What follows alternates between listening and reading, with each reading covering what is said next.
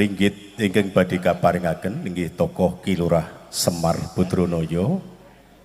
Karana samangke wonten ing dalu menika pagelaran badhe ngaturaken lampahan Semar Bangun Kayangan.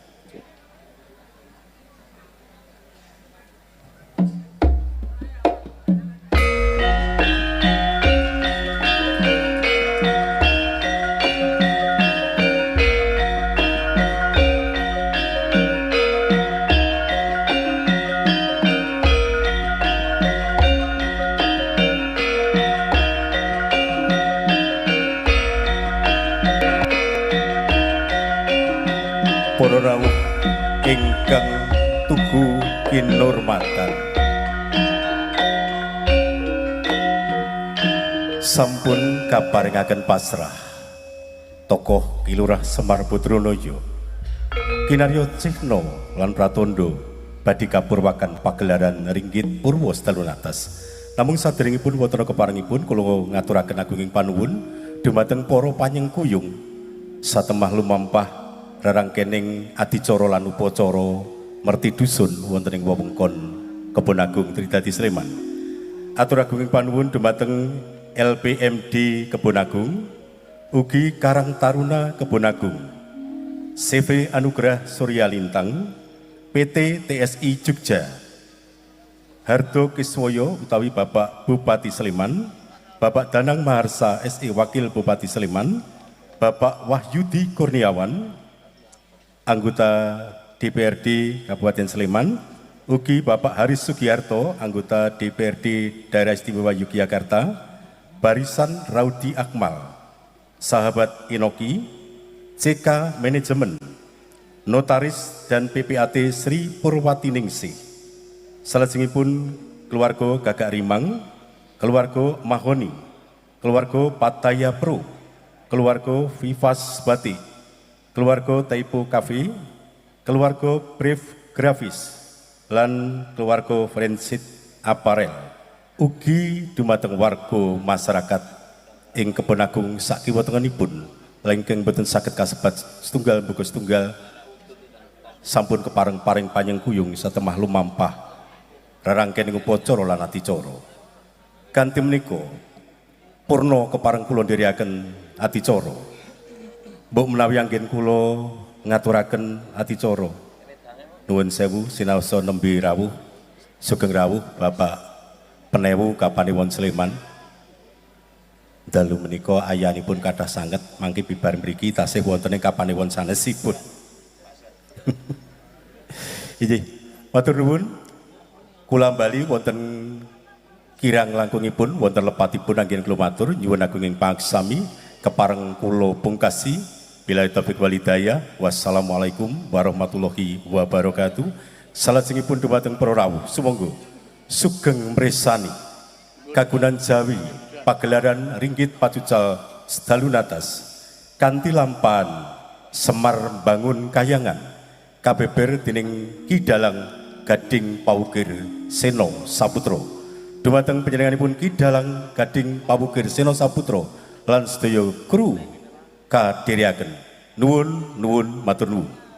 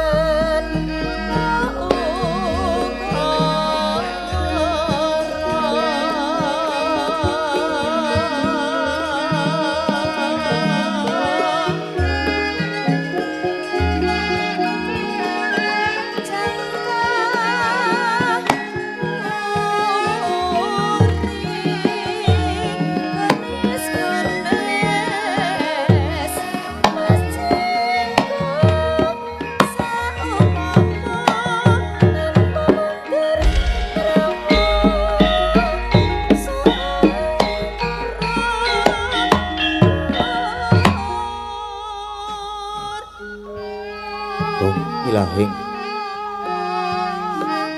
ilahing awi kena mastu penama sidam awi kena mastu silat meringwang jagat karono siran tondo kawe sisaning bisono sono sinaulang wilopo restu masil stantun lampaing budo sinantur tutur katelo tulo tulat mering labden waradyo winursita ngomong para menis koro karena gyotuming jaman purwo Winusuda trengkang dinomodomo pinardi tameng laloto mangkyo tekap wasanane gupito tanpun renggeng pralambang matumpo-tumpo Barmo panggung sang murweng koto Purwakaning carita linarik rututing basa dongeng kuno musrasa linaras saya karaos Mulasari rohang rasa ani ruing diri rasa rumangsa rumangsan lir jalma ngilukaca jarweh Gusti aku cahing carita lo becik wis gumelar jroning pakliran ya kang sejati hampir sani pagelaran ringgit purwa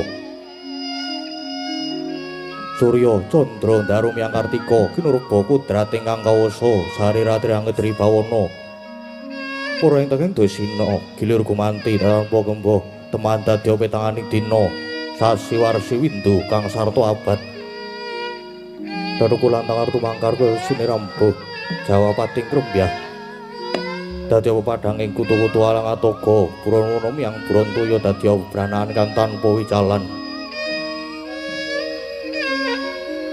jalu manungsa tinitah priya wanita sponto-ponto anut golonganing bangsa dewi-dewi Negari pundhita ingkang kawadi dasa purwa eka marang sawiji adili nuwih dasa 10 purwa marang wiwitan senadyan kathah titahing dawa ingkang sinunggahing pratiwi kinasunganing akasa kinapiting samudra Raja Sami Anggana raras nanging datan kadya ingkang genuping dalu samangke yakti ingkang sinebat gumelaring negari Ngamarta ya negari Indra Prasta ya ing Batana Kawarsa ya ing Cintakapura Kapatesta kinarya kandha saratri mangke awit ngupaya negari 100 tanantuk kalih negari 1000 tan jangkep sadosa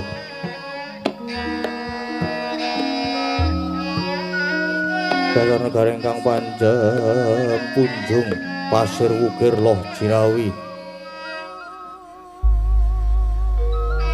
Gemah ripah loh Jawa Kerta Tata Turaharja tur dasar para kawulane sadaya samya sayak saeka kapti akarya luhuring nusa bangsa lan negari. Tuwa negari Indrapasta kena winasta negara ingkang gedhe obore padhang jagate dhuwur kukuse jero tancepe adoh marang kuncarane. Mula datanama mokal lamun ngenguwung tejane ngambar arum kuntaping nagri lah.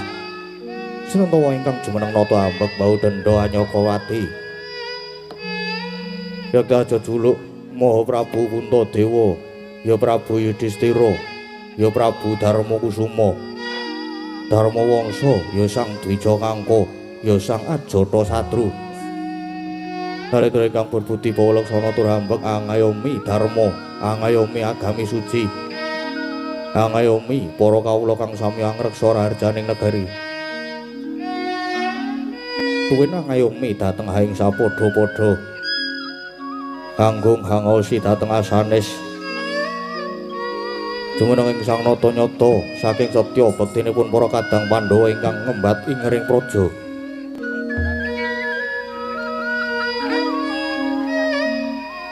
Kapungkel semanten kawibawaning praja awit lamun to ginunggung nadyan saratri tanana pedhote nuju risa juga Sang Nata kepareng miyos tinanggil mungguing sitinggil binaturata.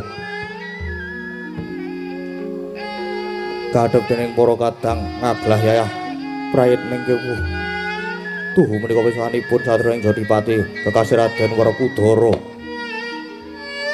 Dene ingkang lenggah mabukuh amarga muga lirkon Jembantala.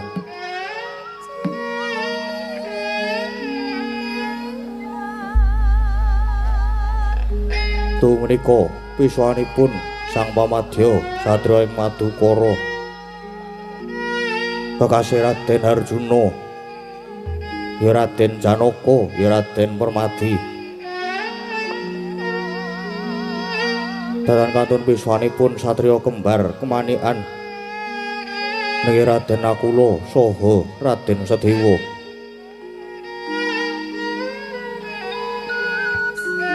Dene ingkang pinangka tetinding para wadya kasambet piswanipun para mantri, bupati, nayakaning praja.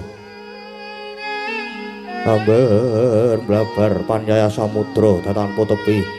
Maneka busananing para wadya tinon kadi panjraing puspita.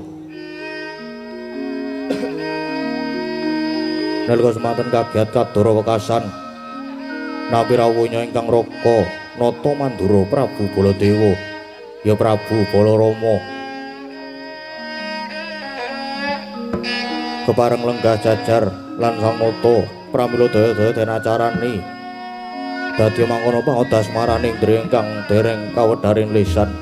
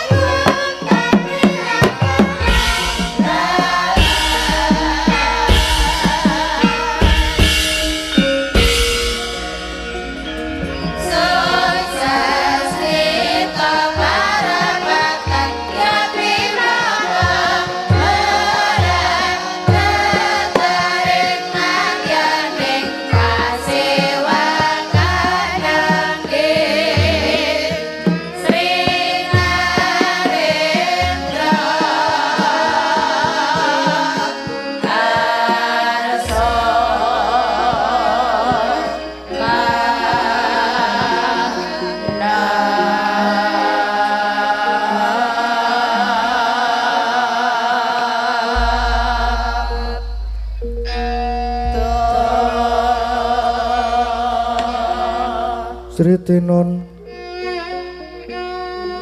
ning wase akan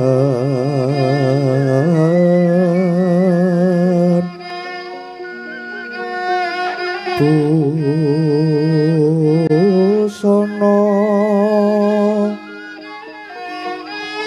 maneka arna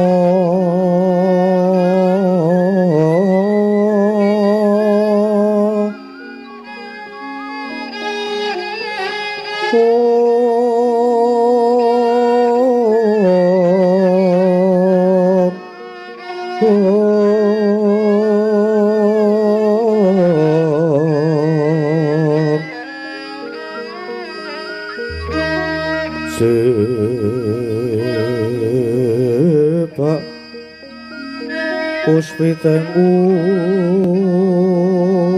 udyono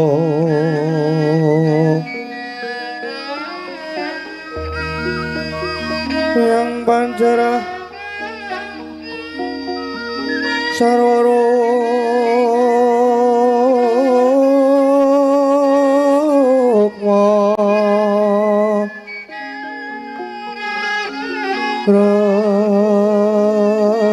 ranggeng maneh narawata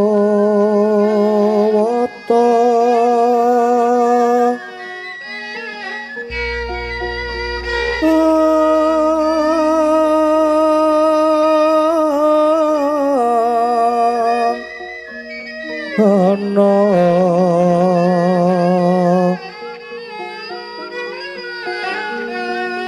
Obro prabanyo kang sumirat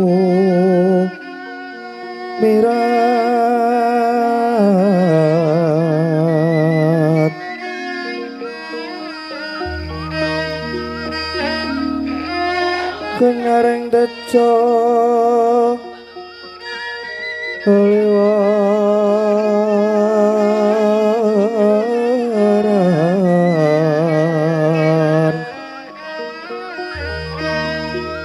leroki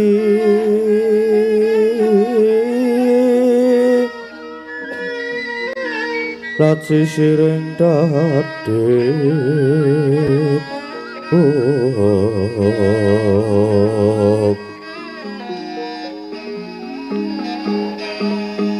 wimbo kekondong bre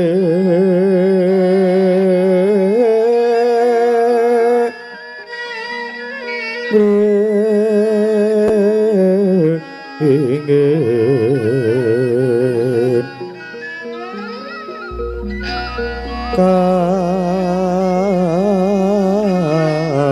katiuping samirono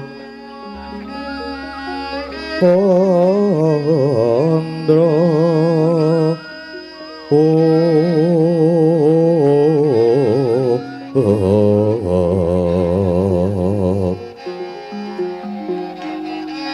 sabaran mangambar kungas ngepeki madyaning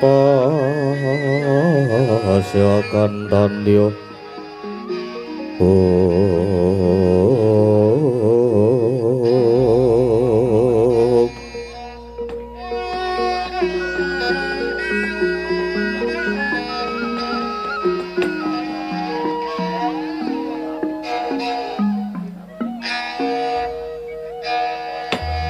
Duh, Iwang Murbingrat mugi ambabarna pepajar.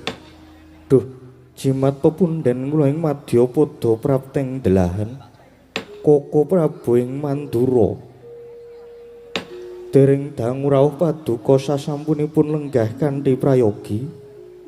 Kepareng paduka ngaturaken pambagya panakrami tuwin sumengkeming pabekti kula mugi kunjuk wonten sandhap pepadanipun jeng Koko Prabu ing Mandura. Koko Prabu jagat dewa Bathara. Yai, nggih. Sangalangkung kecadhong kanthi asta kekalih kawontenaken wonten ing pranaja kacancanging puncak ing weni. Paring pambagyanipun Yai Prabu ingkang rumentah dhateng Rakanto Mandura. Lan inggih pamujinipun Yai Punta kasambuh Pengayomaning Hyang Agung Lulus Raharja praptanipun ingkang raka boten manggih alangan setunggal menapa. Kejawi saking menika astutinipun ingkang raka sayogi katur wonten ngersane Yai Samyaji.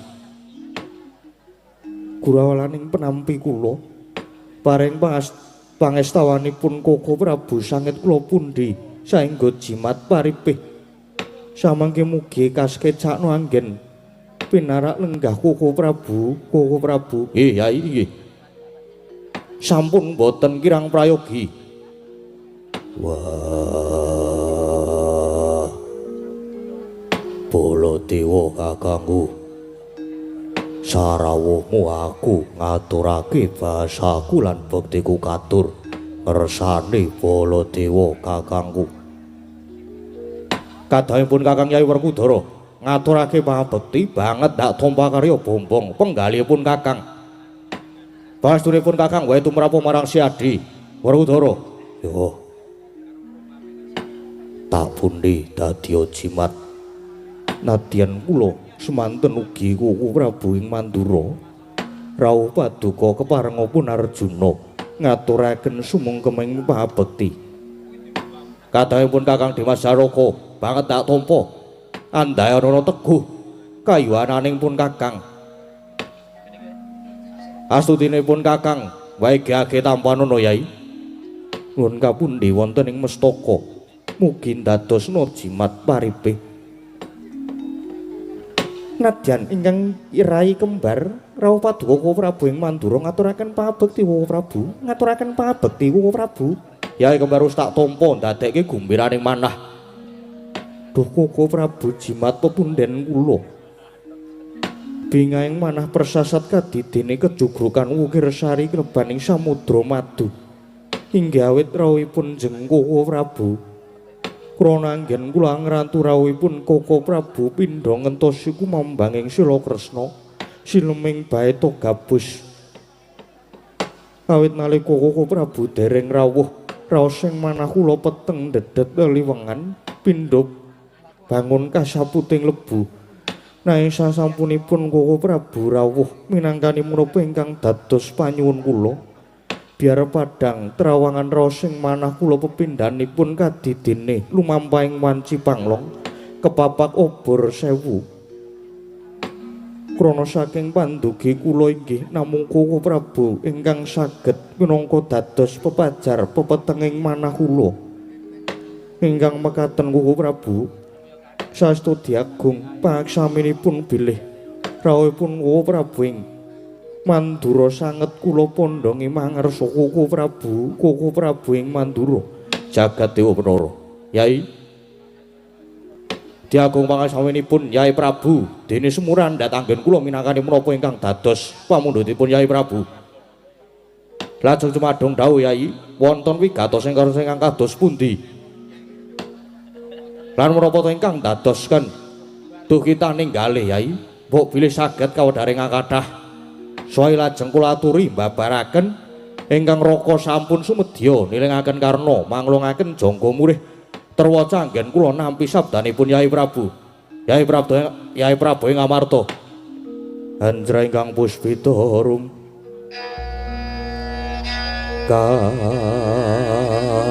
kasiliring samirana mrih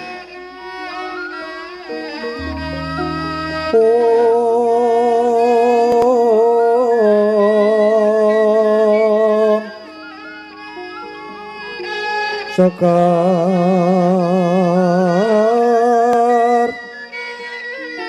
kadung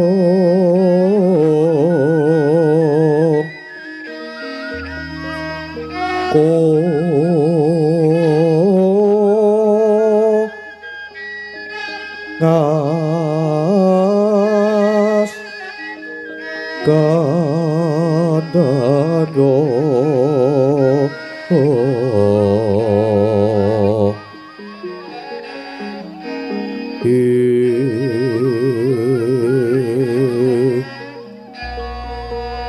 maweh raras retnaning griya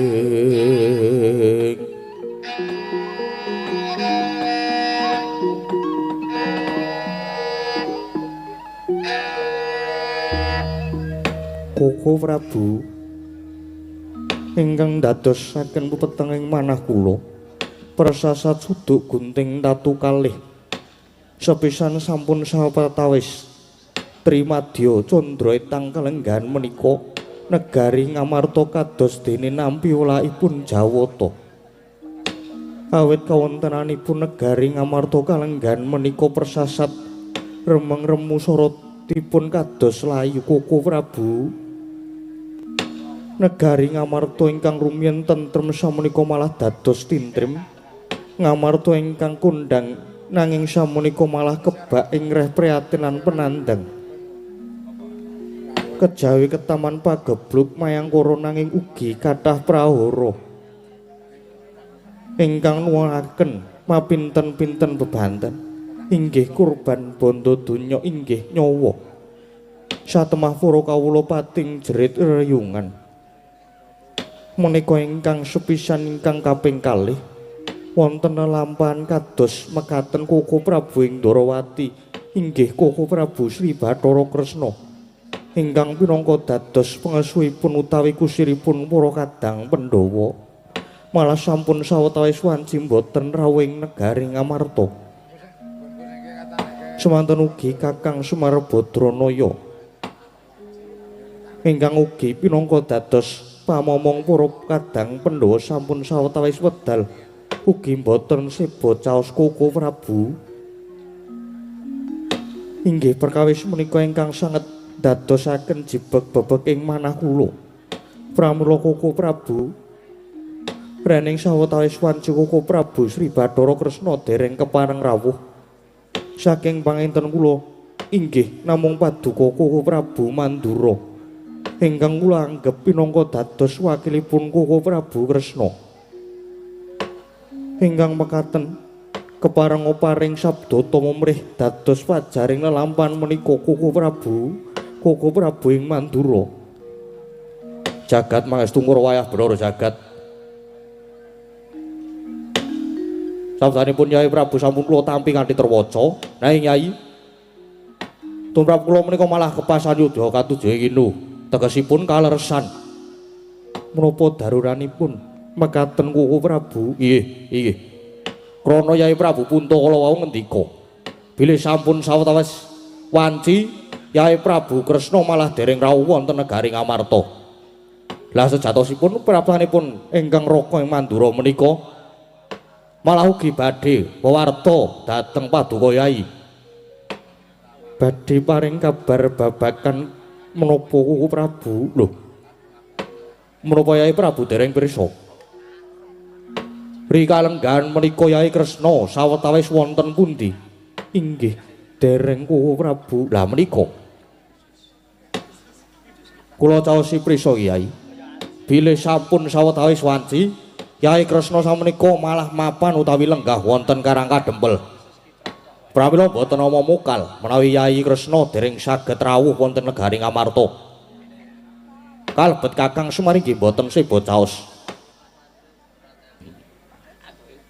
krana inggih nembe kedayowan Yai Kresna niku lan mbok menawi Yai Kresna wonten Karangka Dempel menika namung badhe nyengkuyung dhateng gegayoanipun Semar satemah Yai Kresna klepian lan lirwa dhateng jejibahanipun minangka dados pengayoman lan kusiripun putra para kadang Pandhawa menika Yai lah menapa Yai Punta dereng prisa utawi boten dipuntarosi bab gegayoanipun Kakang Semar inggih dereng Koko Prabu Kakang Semar gadah gegayuhan menapa wah lah dalah Yai Kakang Semar ing rikalenggahan menika gadah gegayuhan badhe bangun kayangan pramila lajeng dipun sengkuyung kalian Kresna menika wah Baladewa kakangku kepareng aku sumlatur ya Dimas Werkudara napa aku tak takon Semar kok bakal bangun kayangan kuwi sing mbok karepke kepiye lah ya kuwi pun Kakang dhewe ya gumun nganti tekan saiki isih tuwuh tandha pitakonan Semar kok malah bangun kayangan ki mengko karep sing kepiye umpama to bangun kayangan banjur kayangan ngendi sing bakal dibangun mergo kayangan kuwi werna-werna Moko kayangan kuwi papane para dewa, tur manggone ya ora ana ning Marcapada. Umpamane Semar bakal bangun kayangan yen manut wawasane Baladewa kakangku, wah kuwi bener apa salah? Loh, berkat pakartine Semar kuwi mau genah yen to luput. Kok Baladewa kakangku iso ngluputke? Dasare apa? Werkudara. Pun kakang wis ngendika ing ngarep yen to kayangan kuwi papane para dewa. Tur ya wis duwe jeneng dhewe-dhewe umpamane. Kayangan Suralaya, ya kayangan Jonggreng Saloka, kayangan Kaendran, kayangan Nguntara Segara, kayangan Suduk Pangudal-udal lan sak panunggalane. Mula yen Semar bakal bangun kayangan kuwi tak anggap luput gedhe. Lupute nggon ngendi? Lupute merga Semar wani nyahak wewenange ratu ning para dewa ing kayangan. Ya kowe pukulun Bathara Guru. Dadi umpama bangun kudune sing menang bangun ya pukulun Bathara Guru. Nek tumrapaku perkara iki ditelusur luwih dhisik aja grusah-grusu mundhak kesluru dalan buntu. Lan aja nganti awake dhewe malah dadi glora-kleru karo Semar. Ya nek sing dikarepke Semar bakal bangun kayangan kuwi kaya sing dikarepke Baladewa kakangku. Lah nek dudu kepiye? Mula perkara iki awake dhewe kudu pratitis. Lan yen pancen ancas lan gegayuhane Semar kuwi tumuju marang kautaman kang migunani kanggo bebrayan agung, wah awake dhewe kudu sabiyantu. Lho, lah kok malah arep dibantu kuwi kepiye to? Semar bakal bangun kayangan kuwi genah yen luput. Lah kok malah arep tok bantu kuwi kepiye? Durung karuan luput. Wong kuwi aja gampang nibake cubriya, kudu ditelusur, ditaliti dhisik. Nek pancen Semar ancase becik kudu dibantu sakutuhe. Ya sakarepmu. Mengko dibuktekke wae, mengko dibuktekke. Yai Punta, Koko Prabu kados pundi? Sampun. Babakan Semar badhe mbangun kayangan mangke dipun rembak malih. Lah samenika ngrembak babakan negari Ngamarta. Ingkang kados kenging molak utawi nandhang pagebluk. Inggih cumadung dawuh kados pundi Koko Prabu? Yai. Kula menika kadang sepuh. Dasaripun kula inggih pun tuwa, wong tuwa menika kedah saged kangge gondelan. Ampun ngantos mrucut saking tembung tutur, uwur lan sembur. Pramila senajan kucem-kucem dipun rawuhi, mrica kecut sauni-unine kula badhe matur. Mbok menawi dados rana ambirata gebluk ingkang nimbrung ing negari Ngamarta, Yai Punta. Inggih Koko Prabu. Keparenga paring dawuh, Yai. Wontenipun ruhara prahara kang lan kawontenan ingkang kebak kengken prihatin ingkang tumempu ing negari Ngamarta menika, yen saking wawasan kula menika sejatosipun mujudaken pepenget utawi pepeling saking Gusti ingkang nyipta jagat, ngemutaken dhateng para warga ing Ngamarta utaminipun para Pandhawa supados purun awas diri lan dandani dhateng pakarti. Nuwun sewu Yai, nuwun sewu. Kula mangertos bilih warga agung negari Ngamarta menika kebangetan anggenipun dewa-dewaaken dhateng pusaka inggih menika Kyai Jimat Jamus Kalimasada, Payung Tunggul Naga lan Tumbak Karawelang. Menika kesangeten nggone mundi-mundi nganti padha lali dhateng Panembah Jati ngiwakake nggone bekti marang Gusti merga padha nyembah kalian wujudipun pusaka ingkang dipun aji-aji kalian tiyang Ngamarta. Nyuwun pangapunten menika klentu klip lepat Yai lepat. Lan dosa ingkang boten saged pikantuk pangapura saking Gusti menika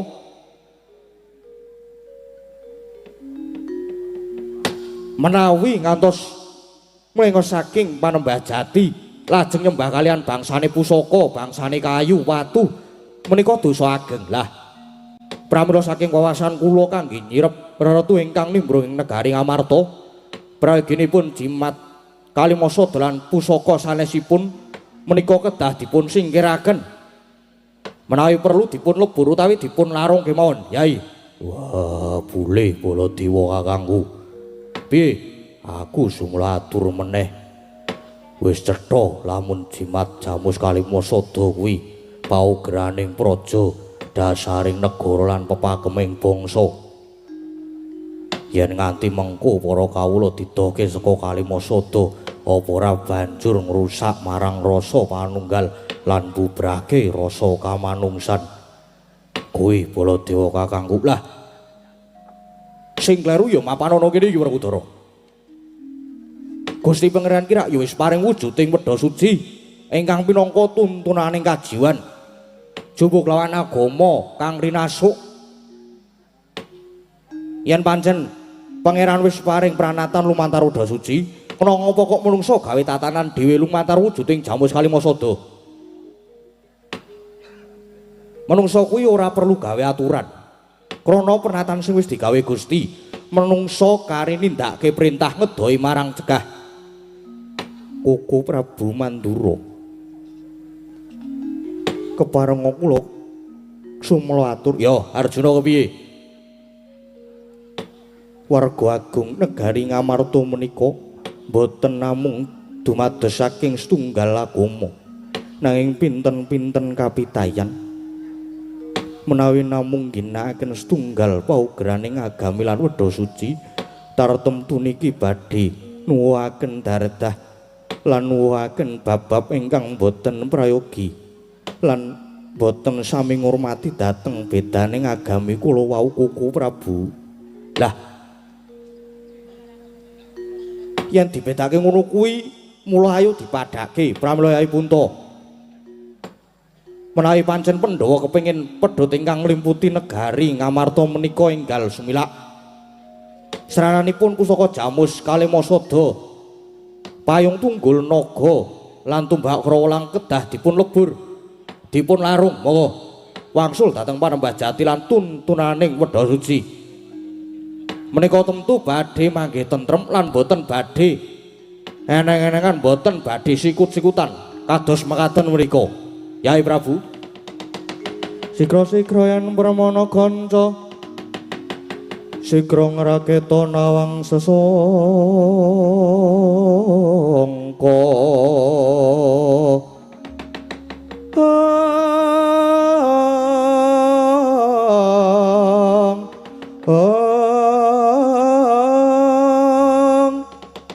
Goyang lenggahing Sri Nalendra ambek marosing sang katri gumulung mangrempak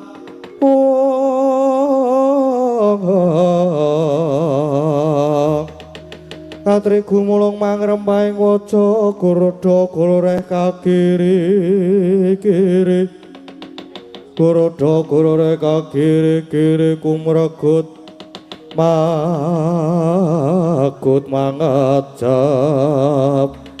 Oh wau to kadang-kadang pengantikanipun ingkang Rakanata Mandura Prabu Baladewa satemah karya legek jroning wardaya Sang Prabu Puntadewa. Nanging caritaning mriku anglenggahi kanyut pinangka wardu, kanyut wong angganten wardu wong akecoh nginangu durung abang ida dereng mancing pertala kasaru geger Paseban Jawi. Tu menika pisanipun utusan saking Karang Kadempel. Punakawan Petruk Ngantong Bolong saha punakawan Bagong Miyak sagung para ingkang sumewa dadosaken horeg ing pasewakan. Kanca, ana dayuh. Ana dayuh apa? Ana. Walah lagi ngrungokke aku. Ana dayuh. Ayo minggir.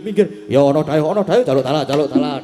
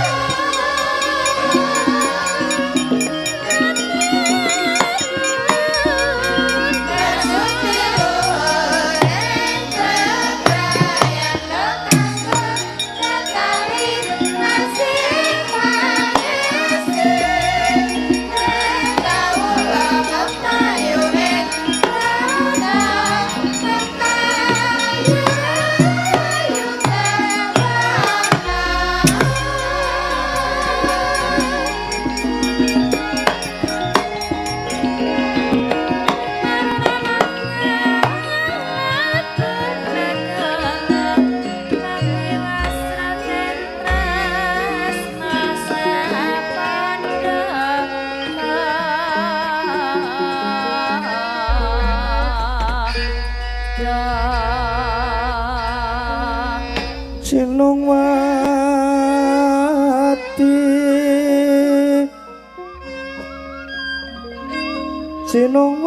jagat kinari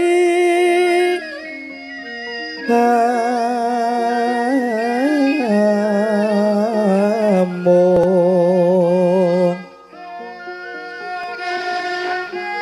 mbak lumembak ombak ing samudra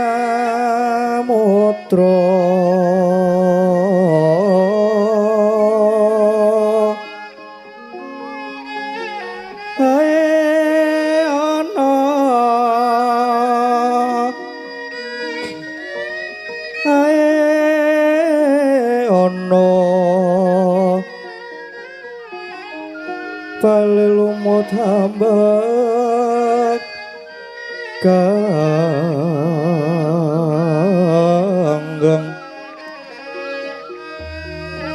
awito denceng-dencengan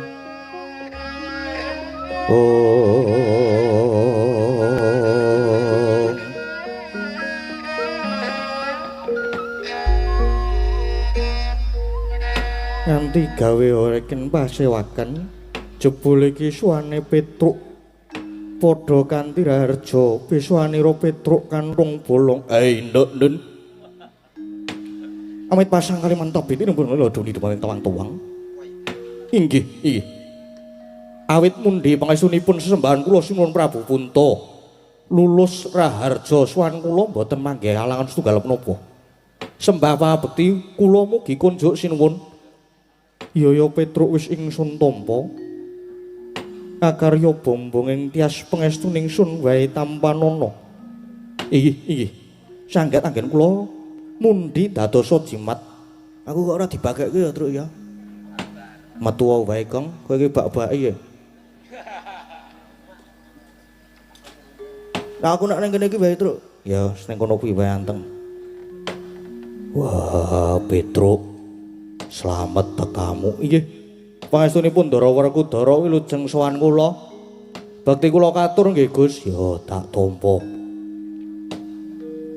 Petruk esmusu mengko pengawak Bajra banjur ana wigati apa tumuli matura apa pancen sira diutus dening Kakang Semar inggih kepareng matur mbok bilih wonten lepat atur kula mangke nyuwun gunging pangaksami sinuwun ya ora dadi apa Petruk nggih matur nuwun waleh-waleh menapa sinuwun waleh-waleh menapa sowan kula menika jane dipun ngangken kalian Bapak Semar Bapak lumantar kula saestu nyuwun pangapunten yen pinten-pinten piswanan niki mboten sebo caos teng negari Ngamarta merga Bapak niku jane sakniki nembe ngempalaken para kawula ing Karang Kadempel sumrambah dhateng para warga ing Ngamarta krana Bapak sakmenika kepengin badhe mbangun kayangan.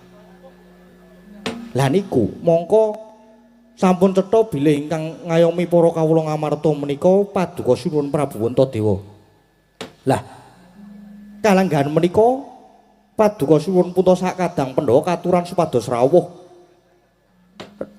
rawuh wonten ing Karang Kadempel nanging sinuwun Punta anggenipun rawuh supados ngasta kagungan dalem jimat Kalimasada pamrihipun menapa? Supados para kawula niku enget dhateng dasaring praja eling kalian paugraning negara sabab Kalimasada ingkang kaperang dados gangsal inggih menika setunggal bab panembah nomor kalih menika apa ya Kusik bab rasa kamanungsan nggih napa mboten ya Petruk ingkang nomor 3 menika aduh lek ku maca ning omahmu apa ya